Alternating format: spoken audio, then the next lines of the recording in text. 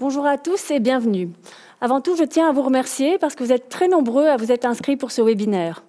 Ça fait plus de 30 ans que la Fondation contre le cancer soutient la recherche en Belgique grâce à la générosité de ses donateurs.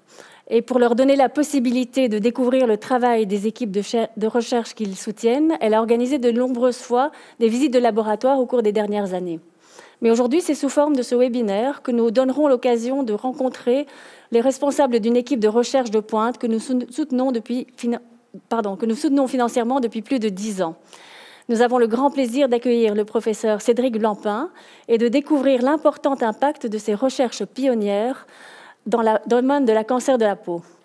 Notre porte-parole et directrice médicale, le Dr Anne Bouquiot, fera une introduction sur les différentes actions de la Fondation contre le cancer sur ce sujet et donnera ensuite la parole au professeur Blampin qui nous présentera un exposé sur le cancer, son dépistage, les traitements et les recherches en cours. Ensuite, nos deux intervenants répondront aux questions les plus pertinentes qui nous sont parvenues et qui nous parviendront pendant le webinaire via le chat. Alors, docteur Anne Bouquiot, vous êtes médecin, docteur en santé publique et vous avez axé une grande partie de votre carrière dans le domaine de la prévention.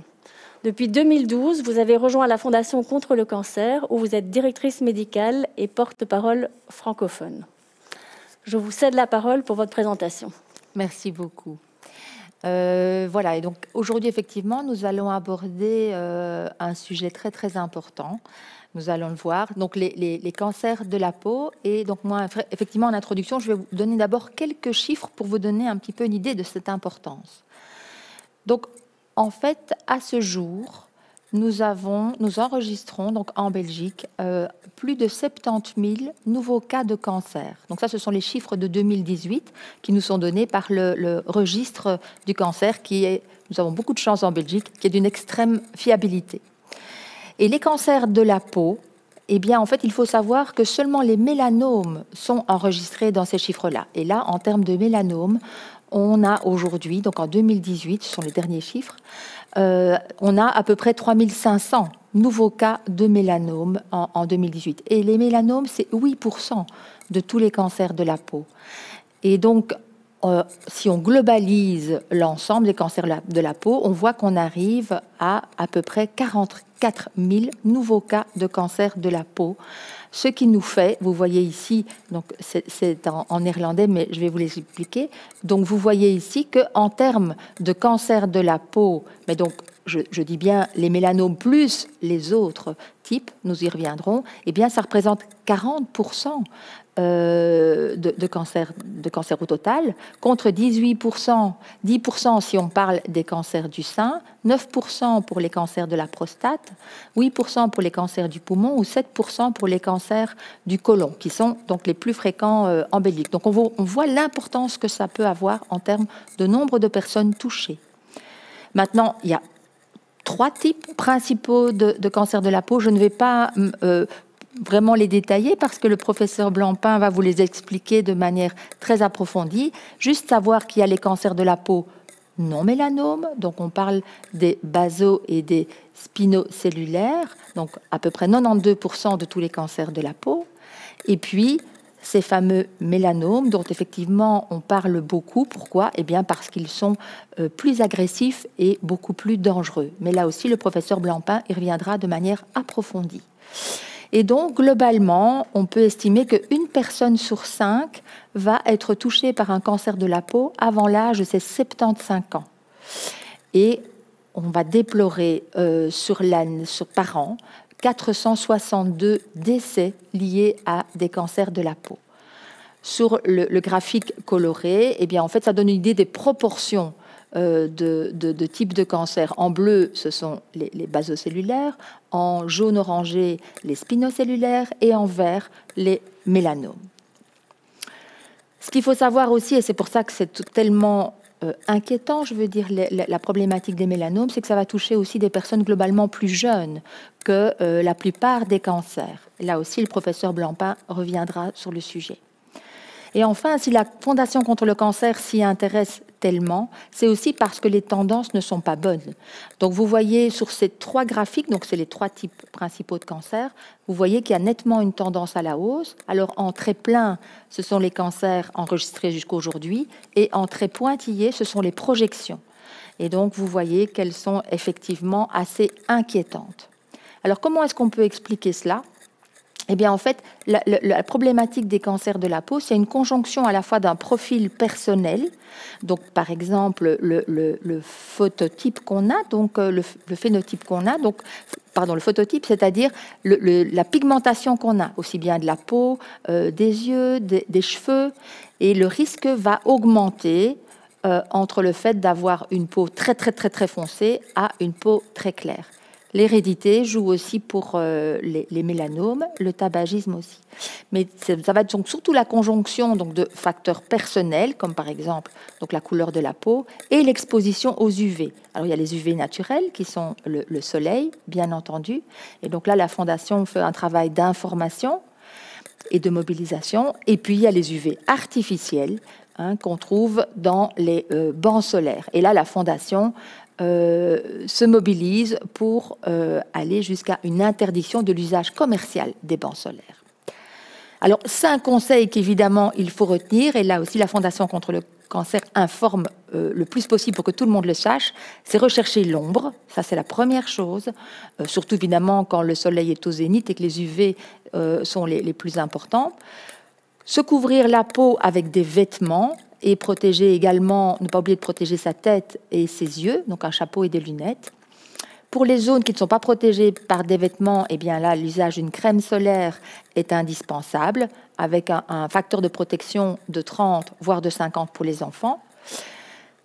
Avoir une attention tout à fait particulière pour la peau des jeunes enfants qui a une fragilité tout à fait spécifique à l'effet toxique des UV sur le noyau des cellules de la peau. Donc c'est un public tout à fait à protéger de manière spécifique, et bien sûr ne jamais aller dans un banc solaire. Alors concrètement, qu'est-ce que la Fondation effectue ? Eh bien là, nous avons constitué des coffrets à l'usage des écoles, donc évidemment de nouveau enfants, publics tout à fait important à protéger, et donc aussi bien les parents que les écoles peuvent là y jouer un rôle important. Donc là, vous pouvez aller voir plus d'informations sur École futée au soleil.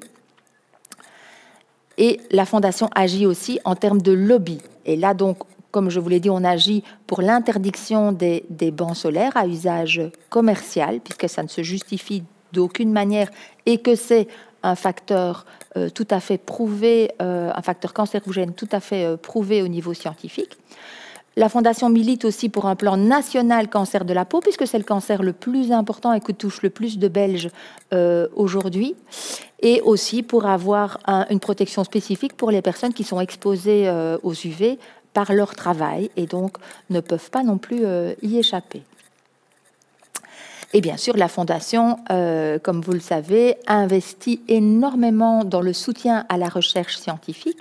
Un chiffre, donc ici en 2021, ce seront 23,8 millions d'euros qui vont être distribués donc, à différentes équipes de recherche universitaires belges. Et pour en parler de manière très concrète et beaucoup plus approfondie, eh bien, nous avons la chance aujourd'hui d'avoir le professeur Blampin parmi nous, et je vais avoir le plaisir de bientôt lui céder la parole. Oui, alors accueillons en effet à présent notre invité, professeur Cédric Blampin. Vous êtes docteur en médecine, spécialiste en médecine interne et docteur en sciences médicales. Et depuis 2006, vous êtes également directeur du laboratoire des cellules souches et du cancer de la faculté de médecine de l'ULB. Vous êtes professeur en faculté de médecine et vous dirigez un laboratoire de recherche. Votre travail a mené à plusieurs avancées, en particulier pour le cancer de la peau, et qui ont été publiées dans des revues très prestigieuses. Vous avez reçu de nombreuses reconnaissances nationales et internationales, et vous êtes membre de l'Académie royale de médecine et de l'EMBO. Et en décembre dernier, vous avez été récompensé par le très prestigieux prix Frankie Collen pour le travail de recherche fondamentale dans le domaine du cancer et de la biologie des cellules souches. Alors, professeur Blampin, je vous laisse la parole pour votre présentation. Merci beaucoup pour cette gentille introduction. Merci beaucoup pour l'invitation. Je suis ravi d'être ici aujourd'hui et de pouvoir discuter avec vous de la problématique du cancer de la peau qui, comme on vous l'a dit, m'intéresse très particulièrement. Et donc, aujourd'hui, je vais essayer de vous décrire d'abord quels sont les types de cancer de la peau. Donc, comme le docteur Boucchio vous l'a dit, il y a quelque part 3 grands types de cancers de la peau. Le mélanome, qui est de loin le plus méchant des cancers de la peau et qui se remarque par des taches pigmentées sur la peau et qui représente en moyenne 80% des morts liées au cancer de la peau. En général, ça se présente comme un grain de beauté qui change de couleur et qui évolue dans le temps et qui peut, dans un certain nombre de cas, donner des métastases qui sont, à ce moment-là, plus problématiques. Il y a les cancers de la peau qui ne sont pas les mélanomes, donc le carcinome basocellulaire, et ça, c'est de loin le cancer le plus fréquent à la fois de la peau, mais aussi le cancer de tout cancer confondu, le plus fréquent dans le monde. On estime qu'il y a plus de 6 millions de nouveaux cas de carcinome basocellulaire qui sont diagnostiqués chaque année. On estime entre une personne sur 3 et une personne sur 6, en fonction d'où on habite, et je reviendrai là-dessus, qui vont développer un carcinome basocellulaire dans la vie. Alors, heureusement, comme c'est tellement fréquent, c'est un cancer qui est en général de bon pronostic. C'est-à-dire que si on s'y prend à temps et qu'on l'enlève bien, les choses vont être guéries sans séquelles et ça donne très rarement des métastases. Il y a un cancer qui est un peu intermédiaire entre le mélanome et le carcinome basocellulaire, c'est le carcinome spinocellulaire ou squamous cell carcinoma en anglais, qui est le deuxième cancer le plus fréquent de la peau et qui apparaît au niveau des faces de la partie de la peau exposée au soleil. Je vais en revenir sur ça par la suite, et qui, dans de rares cas, mais quand même ça peut arriver, qui peut donner des métastases. Si vous êtes immunosupprimé, vous avez une chance de développer, vous avez plus de chances de pouvoir développer des cancers de la peau, et donc il faut être d'autant plus prudent si vous prenez des immunosuppresseurs. Alors, donc quels sont les risques de développer un cancer de la peau? Alors, comme le docteur Boucchio vous l'a dit, le soleil et les UV sont les facteurs de risque principaux. Alors, pourquoi, vous avez vu sur le schéma du docteur Boucchio, il y a une augmentation de l'incidence. Donc, chaque année, on diagnostique de plus en plus de cancers de la peau. Pourquoi? Bien parce que plusieurs choses. Il y a d'une part la population qui vieillit, il y a l'ozone qui nous protège des UV dans l'atmosphère, dont la couche est plus fine. On fait beaucoup plus de sport et d'activités à l'extérieur qu'on le faisait il y a 50 ans. Et surtout, il y a cette culture du bronzage, du teint hâlé, qui est associée avec cette augmentation de risque de développer des cancers. Alors, comment on peut être exposé au soleil? Eh bien, on peut être exposé au soleil d'une manière, je dirais, récréative. On va en vacances, on se met sur la plage et on fait la bronzette. Eh bien, ça augmente votre risque de développer des carcinomes basocellulaires et des mélanomes. Par contre, parfois, on ne peut pas y éviter. On est des travailleurs qui travaillent dehors et on est exposé d'une manière chronique au soleil. Ça, ce sont les agriculteurs, les travailleurs du bâtiment et toutes ces professions et qui ne peuvent pas, quelque part, éviter de s'exposer. Et cette exposition chronique est associée à une augmentation du risque de développer des cancers de type spinocellulaire. Alors, comme le docteur Boucchio vous l'a dit, la chose à bannir dans toute cette histoire-là, c'est le bain d'UV ou les bancs solaires. Et ça augmente le risque de développer des mélanomes de plus de 75%. Donc vraiment à bannir. Il y a déjà des pays qui ont banni ça entièrement, où c'est tout à fait interdit. Et donc nous, à la fois chez les scientifiques et aussi à la Fondation contre le cancer, on vous recommande vivement d'éviter les bancs solaires. Alors, quels sont les facteurs qui nous mettent plus à risque? Eh bien, effectivement, c'est notre phototype. Alors, c'est quoi ça, le phototype? Eh bien, c'est si on est très, très pâle, avec des cheveux roux, eh bien, on a un phototype le plus à risque, c'est le phototype 1. Et donc, c'est une peau qui rarement bronze, où on prend très facilement des coups de soleil et on n'est pas du tout protégé des cancers de la peau. À l'inverse, on a des peaux chez les Africains qui sont très, très pigmentées au départ et qui diminuent considérablement le risque de développer des cancers de la peau. Et entre les deux, eh bien, on a le côté méditerranéen, le côté asiatique, où on bronze quand même beaucoup mieux que les Européens du Nord, et donc on sont aussi plus protégés naturellement. Donc quand vous êtes roux ou blond très très clair, faites d'autant plus attention à vous protéger contre le soleil et évitez, comme le docteur Boukio vous l'a dit, de vous exposer aux heures vers midi où le soleil est au zénith. Alors, est-ce qu'il y a des conditions qui vont vous prédisposer à développer des cancers de la peau? Mais oui, en partie. Bon, il y a des taches de naissance qu'on appelle les névi congénitaux. Ceux-là peuvent être associés, mais pas d'une manière très très importante, à une augmentation de risque de développer des mélanomes.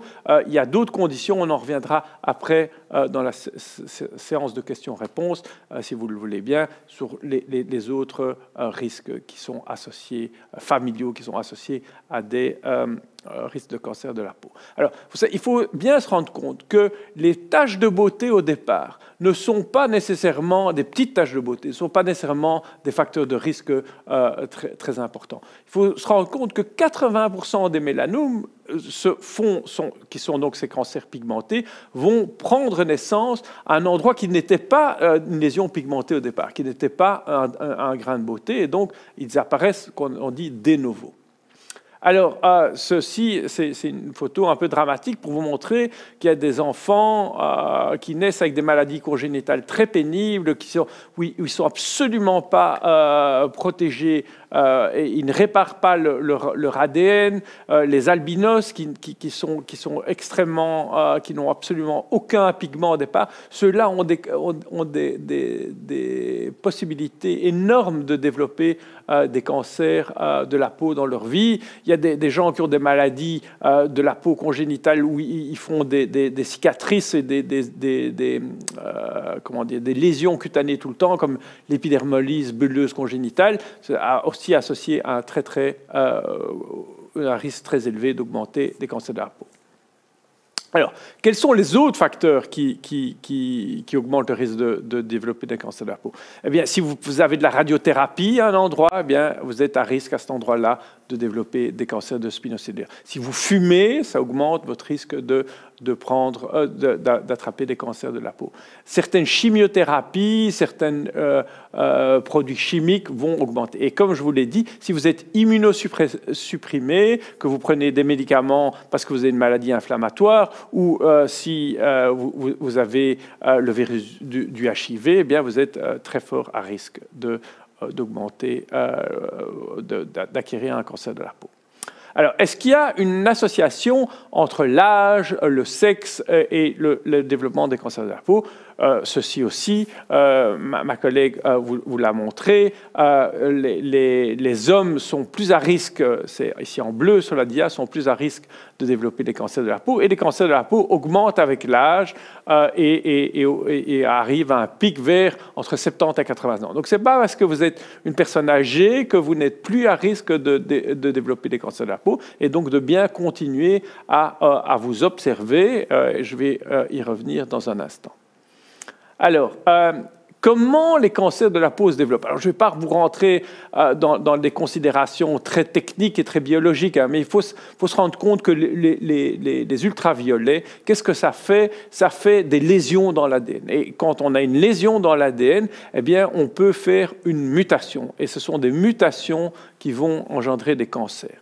Et les mutations sont différentes en fonction des types de cancers. Alors, je ne vais pas rentrer dans les détails, mais le mélanome, eh bien, c'est des mutations dans le gène BRAF, dans le gène NRAS. Les carcinomes basocellulaires, c'est dans les gènes PACHESMU, et dans les spinocellulaires, c'est d'autres types de mutations. Mais quelque part, toutes ces mutations vont faire une et une seule chose, elles vont stimuler la survie des cellules et stimuler leur division cellulaire. C'est pour ça que ces mutations donnent le cancer. Alors, est-ce que les cancers de la peau peuvent-ils être prévenus? La réponse est oui, on peut les diagnostiquer le plus tôt possible. Et on peut les prévenir. Alors prévenir, comme on a dit, c'est se protéger du soleil. Il faut mettre des crèmes solaires, mettre des chapeaux, se couvrir les bras et les jambes quand vous êtes au soleil et éviter de s'exposer aux alentours de midi. Et donc, il y a moyen, en effet, de prévenir le développement de cancer de la peau si on se protège bien contre le soleil et si on évite les autres facteurs de risque que je vous ai cités. Et aussi, est-ce que le fait de diagnostiquer plus tôt, eh bien, peut sauver la vie? Et ça, c'est d'autant plus vrai pour les mélanomes, et on va en revenir là-dessus. C'est très important de prendre ça à temps. C'est avant qu'il se passe des catastrophes qu'il faut prendre les choses. Et donc, c'est comment on peut se faire diagnostiquer le plus tôt possible? Bien, quand la première chose, c'est se regarder soi-même. Regarder sa peau et se dire, tiens, j'ai une petite tache là que j'observe, que je n'ai pas vue avant. Tout le monde se connaît, on sait très bien où on a des grains de beauté, et c'est en se regardant dans le miroir, en se regardant dans la douche, qu'on peut observer qu'on a acquis une nouvelle lésion cutanée qui n'était pas là au préalable. Et à ce moment-là, quand on a ça, on va voir son dermatologue et on va dire « Docteur, regardez, j'ai cette lésion-là qui est apparue, qu'est-ce que vous en pensez ?» Et ce que va faire le dermatologue, va regarder des signes cliniques. Alors, par exemple, le mélanome, il y a ce fameux gris qu'on appelle l'ABCDE. C'est assez facile. C'est quand la lésion est symétrique, eh bien, c'est en général de bon pronostic. Quand c'est asymétrique, c'est de mauvais pronostic. A. B, les bords de la lésion, eh bien, elles peuvent être à la fois réguliers ou elles peuvent être irréguliers. Quand c'est irrégulier, il faut faire d'autant plus attention. Quand la couleur, quand il y a une couleur uniforme, ça peut être de meilleurs pronostics que quand il y a plus d'une couleur. Plus d'une couleur, c'est jamais très très bon. Et le diamètre, si c'est une lésion de grande taille, c'est plus à risque qu'une lésion de petite taille. Et c'est surtout l'évolution. Si on voit que la tache grandit rapidement, là, il faut courir chez le docteur. Et alors, en général, le dermatologue va, sans trop de problèmes, pouvoir faire le diagnostic rien qu'à l'œil. Il a l'habitude, il dit le mélanome, voilà, une lésion pigmentaire, il prend son petit dermoscope, c'est une petite loupe géante, et il regarde et dit, ça, il n'y a pas de doute, c'est une lésion bénigne, ou ça pourrait être une lésion maligne, comme un mélanome. À ce moment-là, on va faire une biopsie. Alors, le spinocellulaire, eh bien, c'est une lésion rouge, surélevée, avec une croûte, cette croûte ou quelque chose qui peut saigner facilement. Le carcinome basocellulaire, c'est en général un bouton blanc ou coloré qui grandit très doucement, mais qui peut saigner. Et donc, toute lésion qui saignote, qui ne guérit pas, qui a l'air d'être quelque chose, une cicatrice de longue durée, tout ça, ce n'est pas bon. Allez voir votre médecin si vous avez ce genre de lésion-là. Et donc, le docteur va faire une petite biopsie, ça ne fait pas du tout mal, et on a le diagnostic immédiatement par la suite. Alors, qui doit aller se faire voir chez le dermatologue? Certainement, toute personne qui a une lésion suspecte. Comme je vous l'ai dit, si vous avez ces lésions qui grandissent, qui sont pas belles, qui sont croûteuses ou qui saignent, vous allez directement chez le docteur. Les gens avec un phototype où ils sont pas du tout protégés. Donc les blonds et les blondes, les rousses et les roux devraient aller plus régulièrement. Alors, aujourd'hui, il y a encore, avec ma collègue, le docteur Bouquion, on en débattait tout à l'heure, ce n'est pas encore évident de pouvoir dire à toute personne au-dessus de 18 ans, ça serait dans le monde idéal. Toute personne au-dessus de 18 ans, allez voir votre dermatologue une fois par an. Mais c'est peut-être techniquement pas possible. Et donc, il va falloir qu'on trouve un juste milieu. Et on va peut-être en discuter après dans la session de questions-réponses pour savoir quel est c'est quoi ça, le juste milieu pour aller visiter le docteur. Alors, est-ce que le Covid et le fait de rester chez soi a fait des problèmes au niveau du diagnostic des cancers? Eh bien, clairement, la réponse est oui. Et il y a eu une étude faite en Italie, dont je vous montre les chiffres ici. On aime toujours, quand on diagnostique les cancers, les avoir le plus tôt possible. Et quand on les voyait le plus tôt possible, dans 24%, en général, on les voyait au stade où ils sont microscopiques. Eh bien, malheureusement, avec le Covid, on s'est rendu compte que les cancers qu'on diagnostiquait, on passait d'un cancer nodulaire ou ulcéré, là quand il y a carrément un cratère dans le cancer, de 6% à 25%. Et donc, vous voyez, le Covid a clairement très fait que l'incidence des lésions avancées ont été diagnostiquées parce que les gens restaient chez eux et que les médecins ne pouvaient pas les voir. Et donc, c'est pour ça qu'il faut qu'on sorte du Covid le plus vite possible et qu'on retourne chez le médecin pour se faire diagnostiquer la peau d'une manière plus soutenue. Alors, une fois que le diagnostic est fait, quelles sont nos options thérapeutiques? Eh bien, il faut, en général, il faut être sûr pour les mélanomes qu'on n'ait pas de lésions à distance et le docteur va vous prescrire un certain nombre d'examens et de faire cette dermoscopie qui est une cartographie très précise de toutes vos autres lésions pour être sûr que, parce que si vous avez un jour développé un cancer dans votre vie, vous êtes plus à risque d'en développer un second. Donc toujours, c'est pas parce qu'on en a enlevé un qu'on ne doit plus jamais retourner chez le docteur. On retourne chez le docteur généralement quand on en a fait un, plus souvent qu'on n'en a jamais fait. Alors, quels sont le traitement de choix? Le traitement de choix, c'est ça le bon côté des choses dans la peau, c'est que quand c'est petit, que c'est localisé, eh bien on peut l'enlever facilement et en général quand on l'enlève, on est tranquille, on l'a enlevé, pas la chirurgie, une petite anesthésie locale, on ne doit pas faire des chirurgies très, très importantes et on en est débarrassé. Malheureusement, parfois, et je vais y revenir, on n'est pas dans ce cas de figure. Alors parfois, quand les lésions sont un petit peu plus grandes, dans lequel, quand on enlève les lésions, ça pourrait faire un problème esthétique plus important. On a d'autres possibilités d'enlever ça. C'est la thérapie photodynamique, la cryothérapie, donc c'est la thérapie par le froid, le CO2 ou des médicaments comme l'imiquinob. Mais ça, on ne fait pas pour les mélanomes, on fait ça que pour les lésions de type basocellulaire ou spinocellulaire très localisées. Alors, parfois, les lésions sont trop importantes pour être enlevées chirurgicalement, sans devoir faire de gros séquelles esthétiques. Alors, on peut recourir pour le basocellulaire à des médicaments. Il y a des médicaments extrêmement efficaces qui ont été développés, qui sont des inhibiteurs de la voie Hedgehog,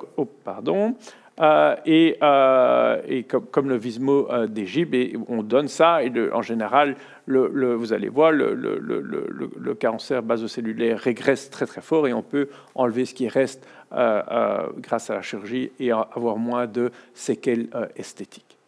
Alors, il y a des médicaments aussi pour les cancers spinocellulaires qu'on peut utiliser quand on en a besoin, qu'ils ont été plus avancés.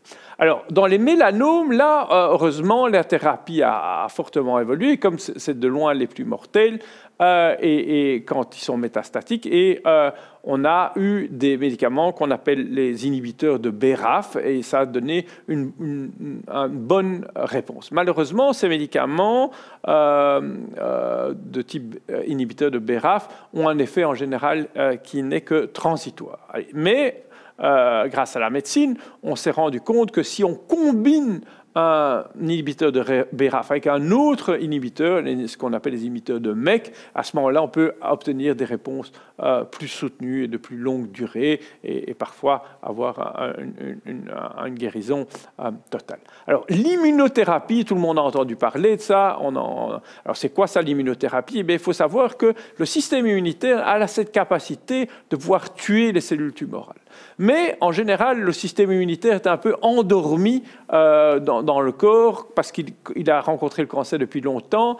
Et quand on donne de l'immunothérapie, quelque part, ça réveille le système immunitaire. Le système immunitaire va pouvoir s'attaquer d'une manière plus efficace contre le cancer. Et ça marche extrêmement bien dans les cancers de type mélanome avancé. Et vous voyez ici en bleu, c'est la courbe de survie des patients sur immunothérapie. Et donc, ça a permis de sauver de 20 à 30% des patients qui, normalement, avec des mélanomes métastatiques, qui étaient très avancés, et vraiment de guérir ces gens définitivement. Et donc, c'est quelque chose qu'on n'avait pas plus vu depuis de nombreuses années en médecine. Et donc, ça a été vraiment un peu la révolution. Malheureusement, ça marche chez certains patients, ça ne marche pas chez tout le monde. Et donc, il ne faut pas se dire, c'est pas parce qu'il y a l'immunothérapie que maintenant, on peut s'en fiche du mélanome. Non, ça reste toujours un problème sérieux à considérer.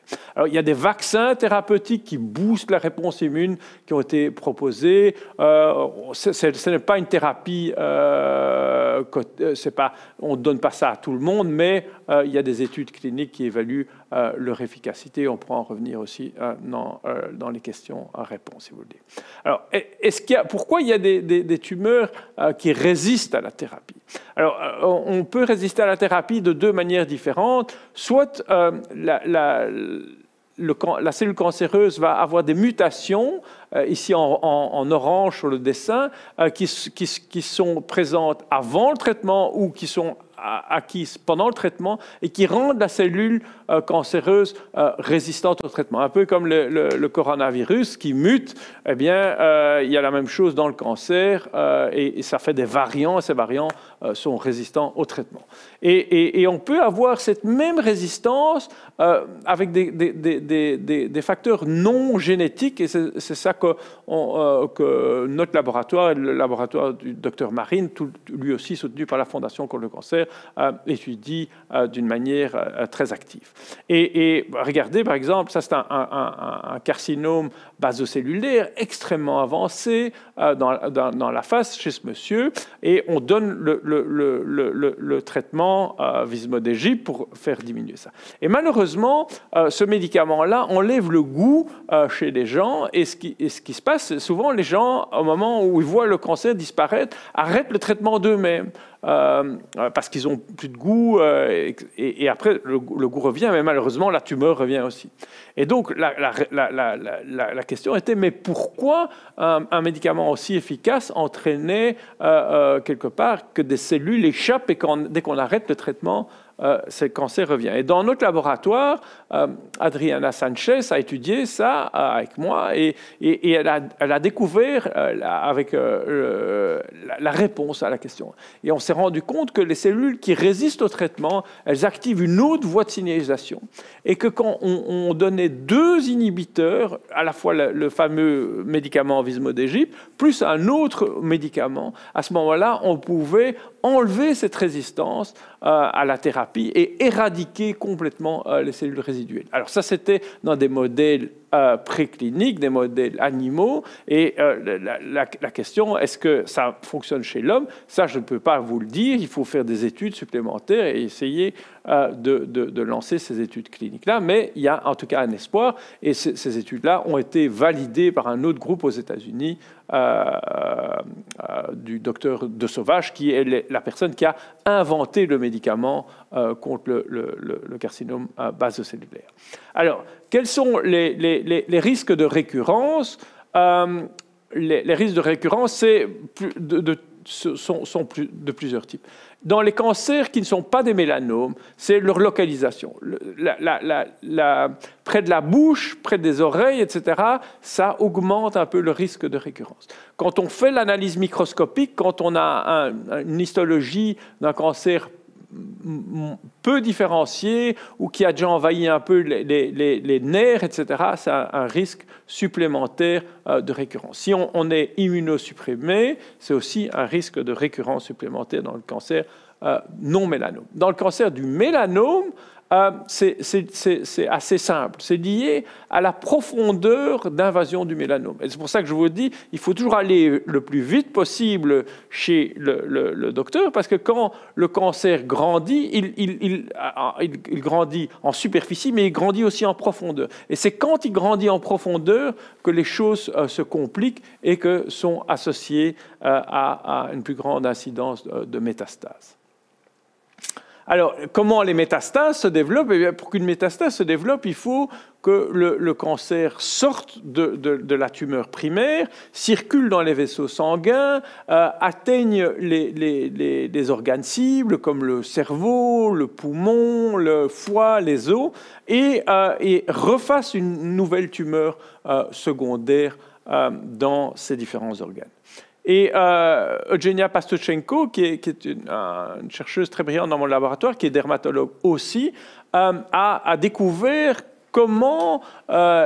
quelles sont les cellules qui sont à l'origine des métastases dans les cancers de la peau de type spinocellulaire. Et elle s'est rendue compte que dans un cancer spinocellulaire, toutes les cellules ne sont pas égales. Et qu'il y a des cellules qui sont très bien différenciées et des cellules qui présentent un aspect mésenchymateux très allongé, un peu comme les cellules jaunes ou oranges sur mon dessin. Et ce dont elle s'est rendue compte, c'est que les cellules qui sont le plus métastatiques ne sont pas les cellules qui ont l'air le plus méchantes, ce sont des cellules qui ont un phénotype intermédiaire entre ce côté épithélial et ce côté mésenchymateux. Il a pu montrer qu'il existe un grand nombre d'états cellulaires dans ces cancers de type spinocellulaire avec des propriétés fonctionnelles différentes. Certaines cellules cancéreuses stimulent la croissance de la tumeur alors que d'autres cellules donnent les métastases et probablement la résistance au traitement. Donc, tout ça pour vous montrer qu'un cancer, c'est plus compliqué qu'un seul sous-type et qu'il y a au sein d'un même cancer de nombreux états tumoraux. Et c'est ça que mon laboratoire et plein d'autres laboratoires dans le monde essayent de comprendre et quelles sont les cellules qu'il faut éliminer pour se débarrasser à la fois des métastases, de la croissance tumorale et de la résistance au traitement. Alors, quel est l'apport essentiel de la Fondation contre le cancer pour la recherche sur le cancer en Belgique? Il faut se rendre compte qu'en Belgique, les fonds de l'État sont insuffisants, très insuffisants, pour faire face à l'urgence qui est de trouver des nouvelles solutions et de mieux comprendre le cancer. Et la Fondation contre le cancer, comme d'autres fondations, comme le Télévis, sont essentiel à pallier à ce défaut de financement. Et grâce à la Fondation contre le cancer, on permet de faire des recherches qu'on ne ferait jamais si vous, les donateurs, n'étiez pas derrière. Et grâce à votre contribution, on peut faire des projets incroyables. Et donc, tous les 2 ans, la Fondation contre le cancer donne sous forme de crédit de recherche à des groupes de recherche entre 20 et 25 millions d'euros. En plus de ça, elle soutient des jeunes dans leur formation postdoctorale en donnant des mandats. Et en plus de ça, et ça c'est aussi très très important, elle permet d'équiper les universités et les groupes de recherche avec des grands équipements extrêmement coûteux. Et par exemple, mon laboratoire de recherche et mon université a reçu, grâce à vos donations, des séquenceurs pour permettre de découvrir des mutations qui donnent le cancer ou des microscopes pour essayer de comprendre comment les choses se produisaient dans le tissu. Et pour vous donner une idée de l'ordre de prix, un séquenceur de ce type de nouvelle génération, ça coûte 1 million de francs belges. Un microscope, comme il y a sur la photo, ça coûte 1 million de francs belges. 1 million d'euros, pardon. Et donc, vous vous rendez bien compte que, de nouveau, sans cet apport important de la Fondation contre le cancer, on ne pourrait pas s'équiper de ça et on serait dans l'incapacité de réaliser les recherches qu'on réalise. Avec ça, en plus de remercier la Fondation contre le cancer et vos dons généreux, je remercie mon groupe de recherche qui fait un travail extraordinaire et nos autres sources de financement qui nous permettent de faire les recherches qu'on fait. Et avec ça, je vous remercie et je serai ravi de répondre à vos questions. Merci beaucoup, professeur Blampin. C'était extrêmement intéressant, extrêmement riche. Et je pense que vous avez déjà répondu à énormément des questions qui nous avaient été posées par mail par les différentes personnes qui se sont inscrites. Alors, j'en ai d'autres, j'en ai même pas mal d'autres. On va les parcourir ensemble. On va voir ce à quoi on peut répondre. On ne pourra malheureusement pas répondre à toutes les questions aujourd'hui. Mais pour les personnes qui auront encore des questions par la suite, il ne faut pas hésiter à contacter la ligne Cancer Info et revenir vers nous ultérieurement via soit le site, soit la page Facebook, soit par mail ou en formant par téléphone le 0800 15 801. Alors, on va tout de suite prendre les premières questions, peut-être en commençant par l'une ou l'autre qui nous ont été envoyées par mail. Et notamment ici, j'en ai une qui concerne le lien qu'il y aurait entre certains cancers entre eux. Donc, est-ce qu'il y a un lien entre certains cancers, le sein, le poumon et le cancer de la peau? Alors, le sein et le poumon, on avait dit ça à un moment, que les familles qui avaient cette mutation de ce fameux gène qui donne une prédisposition à développer des cancers du sein, comme Angelina Jolie, que vous connaissez tous son exemple, étaient aussi associés avec des mélanomes. Ceci n'a pas été vraiment découvert. Mais par contre, il existe des familles de gens qui développent des cancers en particulier des mélanomes et qui ont des mutations dans d'autres types de gènes. Il y en a deux qui sont très fréquents, qui sont un gène qui s'appelle P16 et l'autre qui s'appelle BAP1 et qui sont, eux, associés à d'autres types de cancers. Alors, par exemple, le gène BAP1, c'est associé à des cancers rénaux, à des cancers de certains cancers cérébraux ou à des mésothéliome, des cancers de la plèvre. Et les cancers de P16 sont associés à des augmentations de cancers de type du pancréas, par exemple. Et donc il faut, surtout si il y a des familles comme ça où il y a beaucoup de mélanomes, à ce moment-là, il faut aller voir les docteurs. Et là, il faut faire du dépistage. Chaque année, dès le plus jeune âge, et là, on a des jeunes adolescents ou des jeunes adultes qui peuvent développer des cancers mortels. Donc, très, très important, s'il y a des cancers familiaux, en particulier des mélanomes, de bien suivre ça encore de plus près. Et peut-être, outre cette question-là, le lien entre différents cancers, vous nous disiez dans la préparation qu'on a fait pour le webinaire qu'en fait, on pouvait développer plusieurs cancers de la peau différents chez la même personne aussi. Absolument. Donc ça, c'est très important, et c'est ça que je vous disais. Il y a en particulier pour les gens avec des phototypes blonds ou roux, ils ont été fortement exposés au soleil, et on voit ça très très bien dans des pays comme en Australie, où il y a eu beaucoup d'immigrés irlandais dans un pays où le soleil est extrêmement fort. Eh bien, c'est des gens qui peuvent développer jusqu'à des dizaines de cancers de la peau tout au long de leur vie. Et mon collègue dermatologue me disait pour rire, quand je vois un patient, je ne leur demande pas s'ils ont déjà eu un cancer de la peau, je dis combien de cancers de la peau vous avez déjà eu. Donc c'est très important de savoir, si vous en avez fait un, vous êtes plus à risque d'en faire un second, et donc d'être à ce moment-là suivi d'une manière plus attentive. Merci. Alors ici, j'ai une question de prévention, puisque vous parliez d'exposition au soleil. Peut-être pour le docteur Anne Bouquio, par rapport aux crèmes solaires, écran total 50+, est-ce qu'elles sont efficaces et suffisantes pour se protéger? Donc en fait, effectivement, maintenant, on a des crèmes solaires qui passent des tests pour voir effectivement, on regarde en fait ce qu'on appelle le SPF, donc c'est le Sun Protection Factor, et donc on voit alors finalement c'est une question de temps. on voit avec une exposition UV quand la peau rougit. Et donc, ça c'est le test théorique, bien sûr. Et donc maintenant, effectivement, on a des crèmes qui ont une réelle protection de la peau. Et maintenant, ce qui est recommandé de manière assez unanime, c'est de ne pas descendre en dessous d'un SPF, donc Sun Protection Factor, de 30.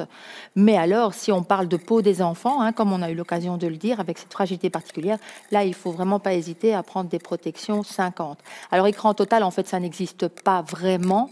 Hein, bon, je veux dire, c'est toujours une question de temps. Et donc, si on ne renouvelle pas le fait de mettre de la crème, à un moment donné, il y aura quand même une atteinte au niveau de la peau, surtout s'il y a de la transpiration, s'il y a un contact avec de l'eau, et donc que cette crème s'en va. Donc voilà, la notion d'écran total est assez relative. Donc, il faut en tout cas vraiment penser à prendre des niveaux suffisamment hauts et à répéter le fait de s'en mettre, tout en n'oubliant pas les vêtements, bien entendu. Voilà. Et alors, ici, une question également sur les crèmes solaires. Quelqu'un demande s'il faut vraiment les remplacer chaque année. En fait, c'est-à-dire que ce sont des produits avec des composants chimiques et donc qui ont une durée de vie qui est limitée comme d'autres produits. Donc, il y a une dégradation qui va se faire au fil du temps. Alors maintenant, est-ce que c'est la recommandation? C'est effectivement de les renouveler, en tout cas régulièrement. Et c'est vrai que d'habitude, on dit 1 an. Voilà, maintenant, si on n'a pas ouvert, on peut imaginer que ça va rester bon. Mais en tout cas, il ne faut pas les garder ad vitam. Ça se périme. Alors, on passe peut-être à une question diagnostique ici. J'ai Stéphane qui demande quel est le lien entre les kératoses et les cancers de la peau. Les kératoses actiniques sont quelque part peuvent être le précurseur des cancers de type spinocellulaire. Et donc, quand on a une kératose actinique, on est plus à risque de développer un cancer de la peau. Alors, toute personne qui a une kératose actinique ne va pas nécessairement développer des cancers de la peau, mais on est juste plus à risque. D'accord. Donc, il faut foncer chez le dermatologue pour vérifier. Exactement. Et là, il y a aussi moyen de traiter la kératose actinique et en tout cas de suivre ça de plus près. D'accord. Une autre question diagnostique ici. Donc, comment faire la distinction entre une verrue et un carcinome basocellulaire? Eh bien, donc, comme je vous l'ai dit, c'est plus au niveau du spinocellulaire que ça pourrait être... ça peut ressembler à ça. Et donc, de nouveau, le côté sûr, c'est on ne fait pas son diagnostic soi-même. C'est ça. On voit cette verrue a l'air de grandir, cette verrue n'a pas l'air tout à fait normale. Allez la montrer et le dermatologue, avec sa petite loupe, fera le bon diagnostic. J'ai justement une question ici. De nouveau, à partir de quel âge et à quelle fréquence faut-il se soumettre au dépistage du cancer de la peau? Donc, aller systématiquement chez le dermatologue. Bon, on en a déjà un petit peu parlé. Est-ce que vous aviez dit que voilà, qu'il y avait un juste milieu Alors, mais c'est pas une question facile. Hein, on discutait de ça tout à l'heure avec le docteur Boukiou. C'est dans un monde idéal, on aimerait bien aller à partir de 18 ans chez le dermatologue chaque année. Alors, sans doute, c'est pas possible parce qu'il n'y a pas assez de dermatologues en Belgique pour voir toute la population de 18 ans et plus chaque année. Et si on veut faire ça bien, mais ça prend un certain temps. Il faut regarder la peau sur toutes ses coutures, prendre une photo de chacune des lésions. Tout ça, ça prend un certain temps. Alors, si vous êtes à risque, donc roux, blond, très blond, vous avez pris beaucoup de coups de soleil quand vous étiez enfant, peut-être qu'à ce moment-là, ça vaut peut-être, surtout si vous avez des névis, des choses comme ça, d'aller montrer si vous êtes immunosupprimé, que vous prenez des médicaments pour des maladies inflammatoires, bien tout ça, si on augmente son facteur de risque, à ce moment-là, ça vaut la peine. Entre les deux, c'est toujours débattu et le juste milieu n'est pas encore très clair. Peut-être le docteur Boukiou aura plus que moi Non, mais effectivement, je pense que il faut effectivement se situer dans un monde réel et avec les appareillages d'aujourd'hui et aussi le nombre de dermatologues que nous avons aujourd'hui. Et donc, c'est vrai qu'on avait par exemple demandé à des études au niveau de ce qu'on appelle l'économie de la santé, et pour voir si le fait de faire un dépistage systématique pour toute la population serait quelque chose qui serait intéressant, puisque le fait d'avoir des cancers de la peau aussi fréquents, évidemment, ça a un coût aussi pour la sécurité sociale. Et donc là, la réponse était pour toute la population, ça n'était pas intéressant. Donc l'idée, c'est vraiment, au jour d'aujourd'hui, ce serait vraiment plutôt de faire cette espèce de stratification, comme vient de l'expliquer si bien le professeur Blancpain. Donc voilà, les personnes qui ont des risques particuliers, elles ont tout intérêt, elles, à faire un dépistage régulier, tandis que certaines personnes qui ont un risque extrêmement faible, parce qu'il n'y a pas d'antécédent dans la famille, parce qu'elles ont un phototype qui n'est pas risque, parce qu'ils n'ont pas eu de coup de soleil pendant l'enfance, tous les facteurs de risque qu'on a bien expliqués maintenant, et bien voilà, là c'est vraiment plutôt se connaître, et ça c'est toujours intéressant de bien se connaître, de connaître sa peau, de connaître son corps, et effectivement s'il y a quelque chose d'anormal qui apparaît, de consulter alors de manière adéquate. Ouais. On nous demande ici si un mélanome peut se développer sur une zone qui n'a jamais été exposée au soleil. Tout à fait. Donc, ça peut exister. Il peut y avoir des zones, des mélanomes intracérébrales. Il peut y avoir des mélanomes à l'intérieur des muqueuses anales, vaginales. Ça peut exister. Et donc, au niveau de donc des yeux aussi, mais ça, on peut dire que peut-être que les yeux ont été exposés, mais ça peut exister, tout ça. Alors, j'ai une question ici, encore facteur de risque. Une exposition aux UV de 5 à 10 minutes par jour peut-elle être considérée comme un risque nul ?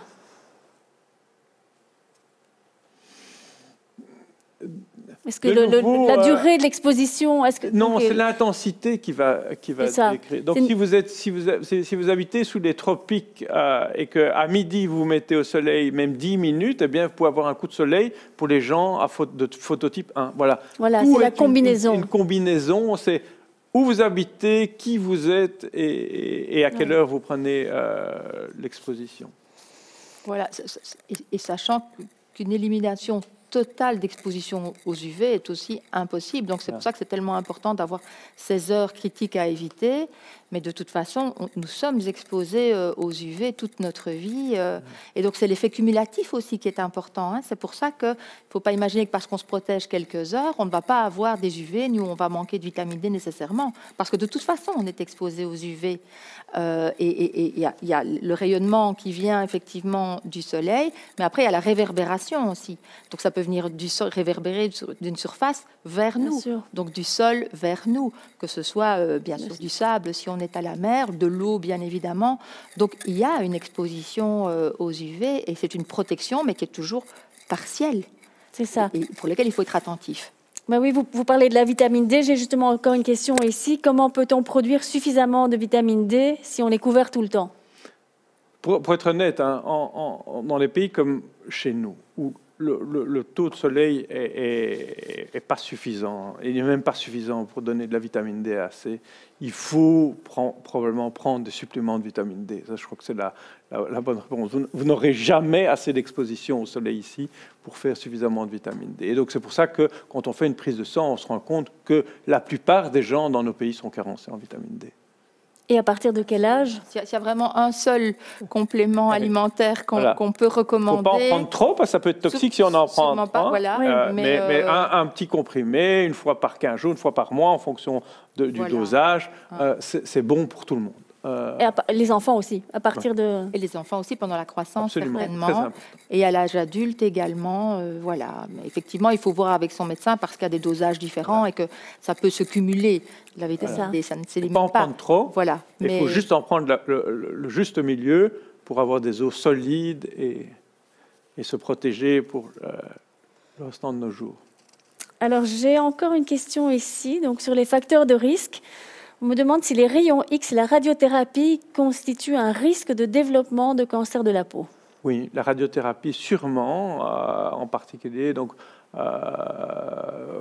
quand on fait des radiothérapies locales, on donne énormément de mutagènes. Donc, la radiothérapie, c'est des rayons, c'est comme les UV, quoi. Ça va faire des mutations dans l'ADN. C'est pour ça que ça marchait bien, c'est parce qu'on tue la cellule cancéreuse en faisant plein de mutations dans la cellule cancéreuse. Mais aussi, le corollaire, c'est que ça va faire des mutations là où on a irradié. Donc, il faut, en particulier, bien se protéger des zones qui ont été irradiées. Si on a une irradiation sur le sein pour un cancer du sein ou sur d'autres régions, en fonction du cancer qu'on a eu. Donc, c'est très important. Alors, en ce qui concerne les traitements, j'ai aussi une question ici sur la nouvelle technologie de vaccination par ARN messager. Est-ce qu'elle serait une piste pour le traitement du mélanome? Absolument. Donc ça a été une très très belle étude qui a été publiée en 2020 par le même groupe qui est en train de tous nous sauver avec le vaccin BioNTech AstraZeneca. BioNTech Pfizer. C'est un vaccin ARN messager pour le mélanome en prenant plusieurs, quelque part, molécules qui sont présentes dans le mélanome et qui sont un boost pour l'immunothérapie. Et donc, c'est clairement une voie thérapeutique. Attention, ce n'est pas un vaccin pour ne pas développer des mélanomes, c'est un vaccin, quand on a déjà un mélanome avancé, métastatique, comment on peut booster l'immunothérapie. D'accord, donc vraiment dans le cadre d'un traitement. Alors j'ai une question ici sur quels sont les risques de récidive d'un cancer de la peau. Bon, on en a parlé avant, on ne parle pas vraiment de récidive, mais peut-être que vous pourriez répondre à cette personne. Donc, la récidive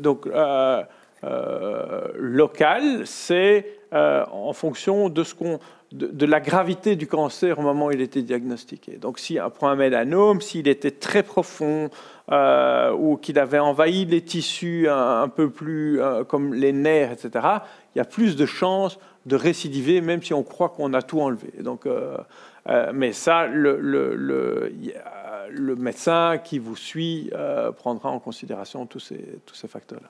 C'est ça. Et donc la personne ici demande que faire pour éviter une récidive. Donc ça, c'est pas nous qui décidons malheureusement. Ouais. C'est voilà, au moment du diagnostic, les choses sont telles qu'elles sont et on va essayer de traiter au mieux avec la situation locale qu'on trouve. Et juste dans les types de cancers aussi non mélanomes, notamment les basaux qui vont s'étendre de manière locale, ce qui peut arriver, ce serait finalement que la résection soit un peu courte, je veux dire, et donc il reste quelques cellules qui soient au-delà de la zone de résection, donc au-delà de la zone qui a été enlevée par chirurgie, et qu'à partir de là, eh bien, de nouveau, le basocellulaire le carcinome basocellulaire puisse se développer. Mais donc, en fait, c'est le même cancer, mais pour lequel on aurait été un peu trop juste, oui, voilà, trop conservateur, c'est vraiment le mot, hein, surtout qu'il y a parfois des dégâts esthétiques à la clé, donc ce n'est pas nécessairement anodin. Donc parfois on essaye vraiment de limiter la zone de peau qu'on va ôter, mais voilà, parfois effectivement, en étant un peu trop conservateur, il y a un risque d'avoir un peu de cellules, malheureusement, qui restent encore localement et qui pourraient alors se redévelopper. C'est ça. Ici, j'ai encore une question concernant les traitements. On me demande dans quelle situation la radiothérapie peut-elle être utilisée pour traiter un cancer de la peau? Dans quelle situation? Mais de moins en moins, on en a...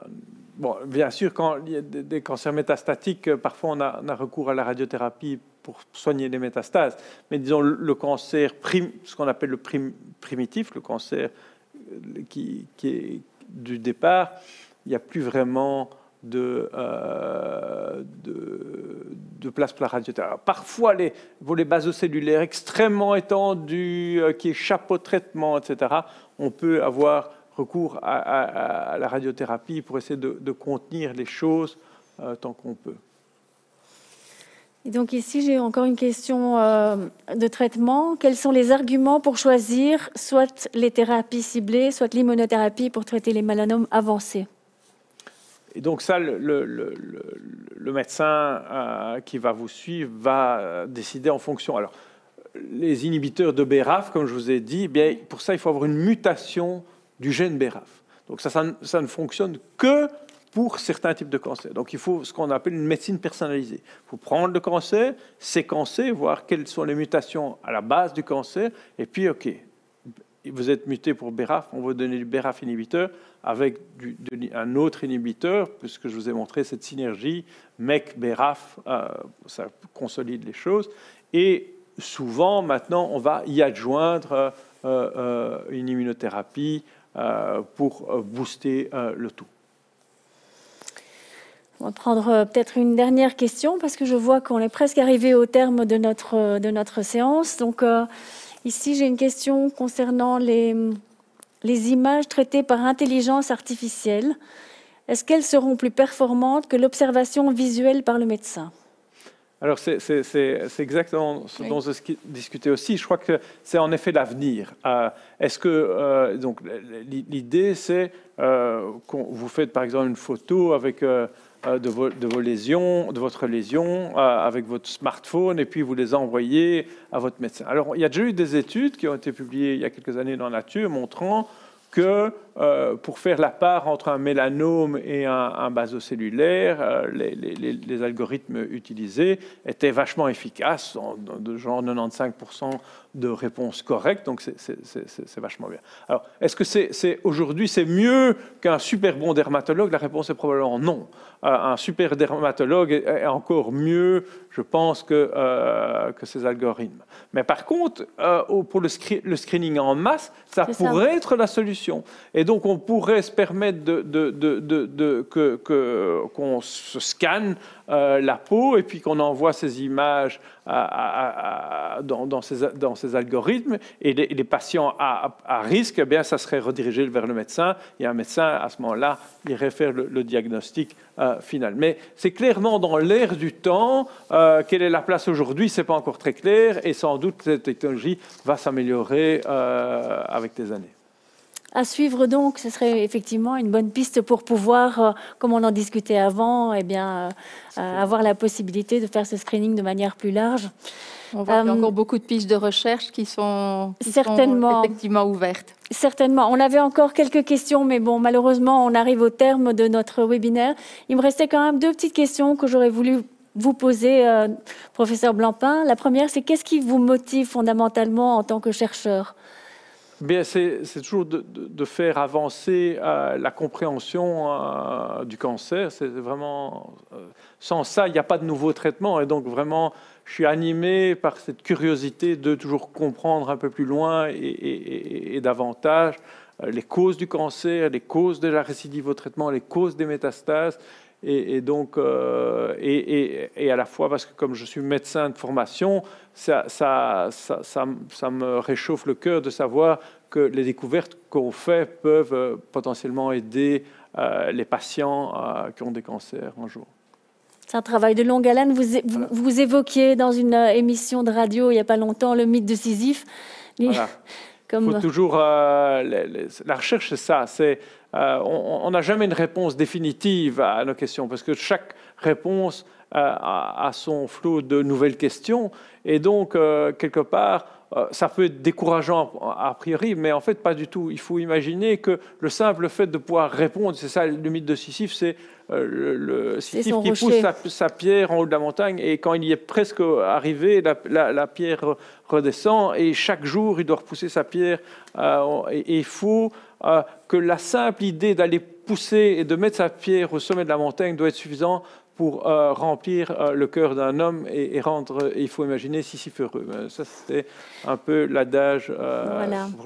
qu'on essaie de suivre dans notre laboratoire. Voilà, un travail de longue haleine. Et la dernière question, mais vous en avez parlé déjà, c'était quel était l'impact du soutien de la Fondation contre le cancer pour vos recherches? Et je vous dis immense, immense. Clairement, on ne pourrait rien faire ou faire beaucoup, beaucoup moins de ce qu'on peut faire sans la Fondation contre le cancer. Donc, je ne peux qu'encourager tous nos auditeurs et toutes leurs familles de contribuer à la recherche contre le cancer et de verser des donations à la recherche à la Fondation contre le cancer parce que ça fait la différence. Merci beaucoup. On est vraiment arrivé au terme de notre webinaire. Pour ceux qui auraient éventuellement encore quelques petites questions, n'hésitez pas, comme je vous l'ai dit, à contacter notre service gratuit Cancer Info. dont le numéro va s'afficher. Et si vous souhaitez revoir ce webinaire, vous aurez l'occasion de le faire. Vous allez recevoir un lien par mail qui vous donnera la possibilité donc, de tout revisionner. Merci beaucoup et à bientôt. Merci à vous. Merci.